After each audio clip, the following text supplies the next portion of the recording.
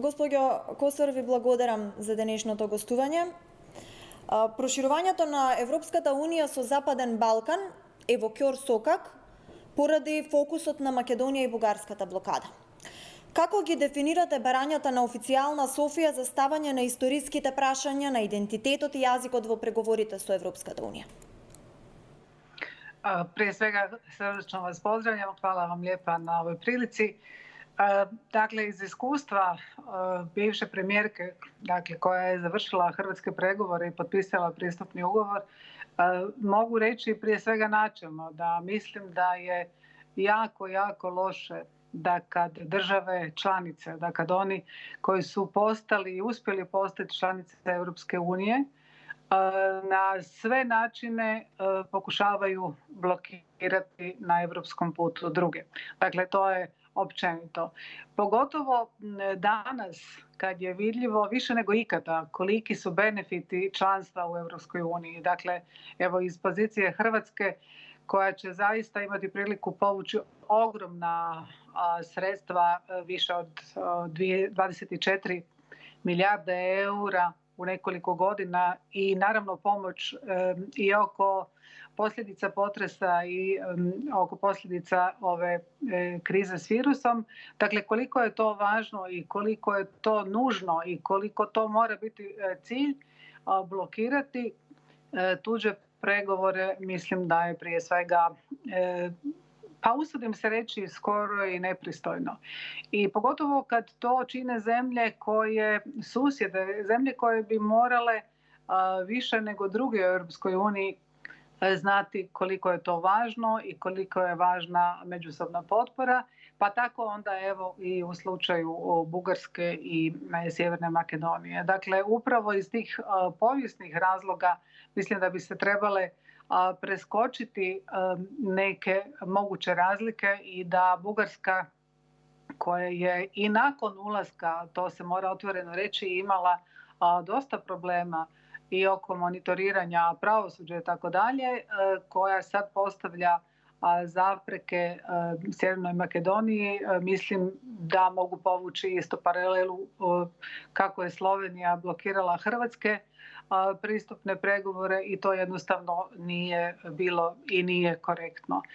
Sad naravno da se u tom žele uvijek izvući neki politički ti mali plusevi na političkoj sceni zbog nekih budućih izbora i zbog vlastite političke prepoznatljivosti lidera koji se odlučuju vodeći svoje vlade na takve postupke, to je isto tako kratkoročno jer povijest nas gleda s distance. Što se tiče ovih povijesnih pitanja, ona bi mogla biti relevantna su samo onda kad je u pitanju, recimo što je bilo u pitanju u Hrvatske, suradnje sa Međunarodnim kaznenim sudom zbog naravno događaja tijekom strašnog rata i agresije na Hrvatsku, to onda jest. Да, ќе се вратиме на вашиот случај со Словенија. Би сакала да ве прашам, зошто ЕУ и германското председателство и даваат дополнителна моќ на Бугарија, еве со вчерашниот состанок на Корепер? Pa to je jako teško pitanje za mene. To bi naravno trebalo uputiti i njemačkim predsjedateljima, ali općenito Europskoj uniji. Međutim, ja vam isto iz svog iskustva mogu reći da tamo zapravo jako, jako malo znaju o svemu onom što se događalo, što se dogodilo na ovim prostorima i o tim međusobnim odnosima. I zato mislim da je jako važno, kao što je bilo i u slučaju Hrvatske, kao što sam se ja postavljala kao premijerka, neprekidno pronalaziti kanale da se na što više mjesta u Europskoj uniji, evo to preporučam i vašoj vladi i vašem vodstvu države, na što više mjesta u Europskoj uniji pokušava tumačiti zašto i gdje su korijeni evo i ove i ovakve blokade, a s druge strane pokušavati pronaći što je moguće više prijatelja u Europskoj uniji među članicama koji će zajedno na neki način i tumačiti i posebno evo u slučaju vaše zemlje, ja mislim da je to krajnje nepravedno sada ponovo blokirati te pregovore zbog toga što ste vi učinili nevjerojatno puno i nakon sporazuma oko imena, dogovora itd. Nešto što u povijesti nije bilo tako često i tako vidljivo. Dakle, pokušajte evo i preko Hrvatske koja je imala to takvo iskustvo, preko današnjeg aktualnog hrvatskog vodstva pronalaziti prijatelje, zagovornike koji će krčiti taj put. Денеска Словачка и Чешка се спротиставија на вчерашната одлука на Корепер. Што значи ова? Pa ne znam, mislim to je jako teško sad iz ove perspektive zaključiti. Očito da postoji očito neko dodatno tumačenje. Ne bih se usudila to tumačiti i komentirati zato što nemam dovoljno informacija o tome. Da. Ali ponavljam, ne treba posustajati. Znači blokada pregovora ne smije biti trenutak kad bi bilo tko u vašoj zemlji, osobito oni koji su odgovorni za državu, digli ruke i rekli odustajemo. Jer definitivno konačni trajni cilj mora biti članstvo u Европskoj uniji. Треба ли Унијата да преземе чекори за менување на начинот на носење на одлуки? Со оглед на тоа дека ваквите билатерални спорови се провејуваат изминативе децении и се создаваат блокади? Da, mislim da bi se moglo razgovarati o tome. Ja sam bila zastupnica ideje da nijedna država članica ne bi trebala stavljati kao prepreku drugim državama koje žele postati članice Europske unije ono što su na neki način bile postojeće moguće prepreke u vrijeme kad je ta država ulazila u Europsku uniju. Daću vam za primjer, evo Slovenija je blokirala Hrvatsku zbog neriješenog graničnog pitanja, ali je Slovenija također imala neriješeno to isto granično pitanje kad je postajala članica Europske unije. Isto tako u slučaju Bugarske. Znamo svi koji su sve bili problemi kad je ta država završavala pregovore. Ponavljam, postoji i monitoring, Hrvatska monitoring, evo ja sam se uspjela izboriti da ne dobijemo monitoring. Dakle, treba na taj način tumačiti poziciju, međutim ja mislim da se treba vratiti i onim vrijednostima na kojima je Europska unija zasnovana i da je ona naravno se počela formirati, dakle Europska unija i organizirati nakon pobjede nad fašizmom u Drugom svjetskom ratu kao jamstvo trajnog mira nakon Prvog svjetskog rata na europskim prostorima. Бугарската министарка Захариева тврди дека не смее да се слави Тито во Европската унија. Како го коментирате ова? Зарем не е чудно што и Словенија и Хрватска влегоа во Европската унија и покрај бугарските толкувања на историјата? Da, mislim, ja sam upravo malo prije rekla da se u organiziranje i okupljanje u Europskoj uniji krenulo u Europi nakon pobjede nad fašizmom. I da je jedna od utemeljiteljica bila Francuska, a s druge strane je bila u ratu poražena Njemačka. Međutim, uspjelo se, kao što vidite, uspjeli su naći i zajednički jezik i zajedničke ciljeve i tako dobro dugo godina i desetljeća funkcioniraju. To mora biti uzor zapravo i svim zemljama Zapadnog Balkana koji su imali različite vrste sukoba i prijepora. A što se tiče Tita, dakle on je i slavljen i osporavan, ali u mnogim zemljama, dakle prije svega sa ovoga područja, osporavan višestruko i tako dalje. Međutim, on je isto tako bio na čelu tog antifašističkog pokreta i činjenica da se to nikada, bar ja nisam čula da se postavljalo kao neka prepreka. I u Hrvatskoj i u Sloveniji bilo je onih i koji su ga slavili i oni koji su ga žestoko osporavali.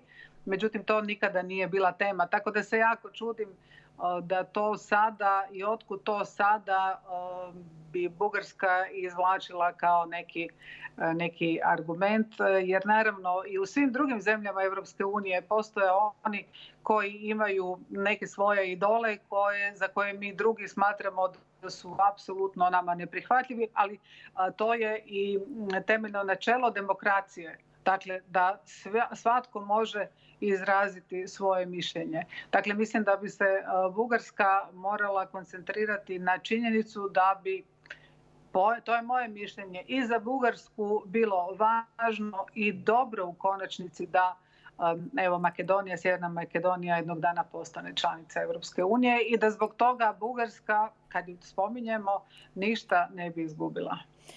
Ја спомнавте блокадата од Словенија, која што се случи во 2010. Словенија ја блокираше Хрватска. Како ги решивте несогласувањата? Што можете да ни препорачате? Da, puno ranije Slovenija je 2008. blokirala Hrvatsku i kad sam ja došla na čelo vlade 2009. već je Hrvatska bila dugo i debelo, kako se to kaže, blokirana.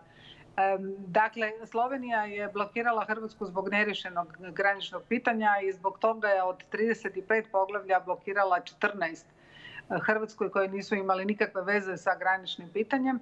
I kako sam ja to? Dakle, ja sam prije svega nastojala što je moguće više u svim zemljama članicama, premijerima, ali i drugim političkim faktorima tumačiti koliko je to besmisleno i da naravno Slovenija to pitanje granice s Hrvatskom nije imala također riješeno kad je ulazila u Europsku uniju, da nije imala riješena neka druga pitanja i da je svejedno postala članica Europske unije. Međutim, naravno nikoga nije bilo previše briga, znate, za blokadu Hrvatske. I tako je da ja nažalost mislim da ni u vašem slučaju nikoga nije pretjerano briga, pogotovo u vrijeme ove krize. Zato morate sami dodatno ulagati napore. Ja sam znala da je onda jedino rješenje da pronađem neki put, da riješim to granično pitanje i sa tadašnjim premijerom Pahorom ja sam se uspjela dogovoriti oko takozvanog arbitražnog sporazuma kojim smo riješili da se ta granična pitanja, jer to nije bilo pitanje samo granice na moru, nego i na kopnu, riješe na ad hoc sudu, arbitražnom sudu. Nakon što smo se to dogovorili, Slovenija je digla svoje blokade i Hrvatska je već u 10. mjesecu 2009. nastavila pregovarati. Dakle, nema bez tog osobnog dogovora i bez tog osobnog nastojanja da se riješe problemi. Tako da mislim da bi i vaš premijer zapravo treba učiniti sve da s bugarskim premijerom sjedne za stol i da vide kako mogu otkloniti ove nesporazume.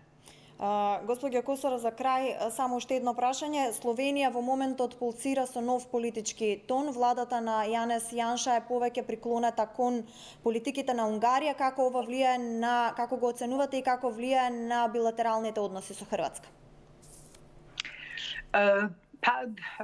Gospodin Janša je zapravo dobar prijatelj sa našim aktualnim premijerom Plenkovićem.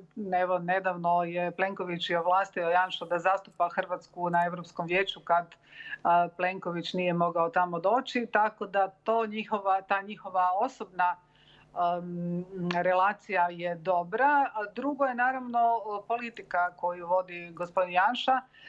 Recimo u Hrvatskoj su mnogi reagirali s potpunom nevjericom kad je Janša čestitao Trumpu na pobjedi nakon izbora, iako je bilo izvjesno da je pobjedio Joe Biden. Tako da mislim da je to jedna politika koja naravno mnogima i od nas u Hrvatskoj, dakle što se tiče vezivanju za Mađarsku i za premijera Orbana, čija je stranka dio Europske pučke stranke, a nedavno je i to, tako ću vam odgovoriti na vaše pitanje, nedavno je čak i predsjednik Europske pučke stranke, čija je članica i Hrvatska demokratska zajednica, čiji je predsjednik Plenković, dakle gospodin Tusk, Donald Tusk, koji je predsjednik Europske pučke stranke, je zapravo napisao na Twitteru da su ti postupci Orbanovi doslovce previše i da imali više smisla da njegova stranka Fidesz bude članica obitelji Europske pučke stranke. Dakle, postoje i mnogi u Europskoj pučkoj stranci koji smatraju da taj smjer nije dobar. Evo, oko vođenja države koju prakticira Janez Janša, ja ne bih previše zato što se radi o susjednoj državi. Oni su izabrali takvu vlast, takvu vladu, ali vidimo tamo da postoji puno osporavanja, postoji prosvjed i tako dalje, tako da je pitanje što će se događati. Ono što je bitno za nas jest da smo mi svoje probleme sa Slovenijom zapravo riješili i da smo mi članica Europske unije. A što se tiče, vraćam se sada na vašu poziciju, budući da se zaista smatram na neki način i prijateljicom vaše zemlje i imam jako dobre relacije i s vašim premijerom. Međutim, imam dobre relacije iz vremena pregovaranja i sa premijerom Borisovim. Dakle, jako dobre relacije i on je i zaista isto bio u potpori Hrvatskoj kad smo mi pokušavali završiti pregovore. Tako da evo, ja kao bivši dužnosnik i kao relativno dobri poznavatelj prilika, ako mogu pomoći u tome da jedan i drugi premijer sjednu za stol, popiju kavu i nastave razgovarati, evo ja sam tu ako treba i ako mogu pomoći. Malo se šalim, ali eto, vrlo rado bih na neki način evo pomogla. Gospođo Kosor, vi благодарам за разговорот. Hvala vama, srdačno vas pozdravljam.